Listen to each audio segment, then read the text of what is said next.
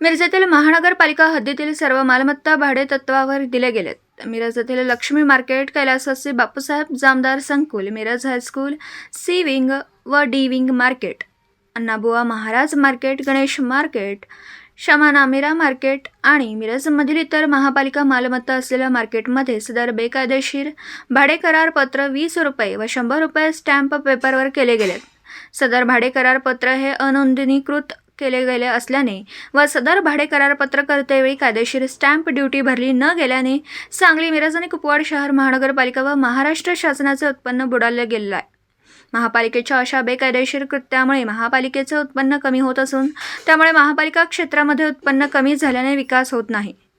Save Miraj city संघटनामार्फत Mumbai उच्च न्यायालयात सदर विषयी जनहित याचिका दाखल करून सांगली, मिरज आणि कुपवाड शहर महानगरपालिका यांनी महाराष्ट्र शासनाची बुडालेली स्टॅम्प ड्युटी साधारण 10 ते 15 कोटी व सदर मालमत्तेमध्ये महापालिका स्थापन होऊन आजपर्यंत बाजारभावाप्रमाणे होणारे कायदेशीर भाडे साधारणतः 200 ते 250 कोटी रुपये महानगरपालिकेने भरून द्यावे व महानगरपालिका हद्दीतील सर्व मालमत्ता नियमानुसार व कायदेशीर रजिस्टर करून कायद्याच्या चौकटीमध्ये आणावं अशी मागणी केली।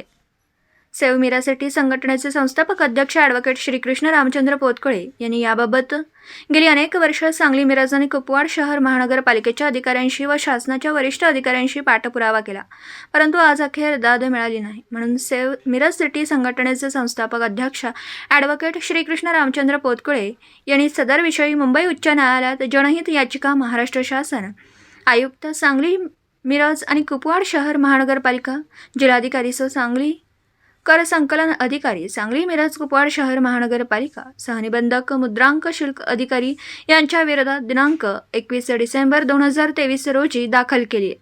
जिल्ह्यातील महानगरपालिकेच्या मालकीच्या असलेल्या मिळकती, मालमत्ता मिळकती या 30-35 वर्षासाठी भाडे करारपत्र करून दिलेल्या गेल्या होत्या।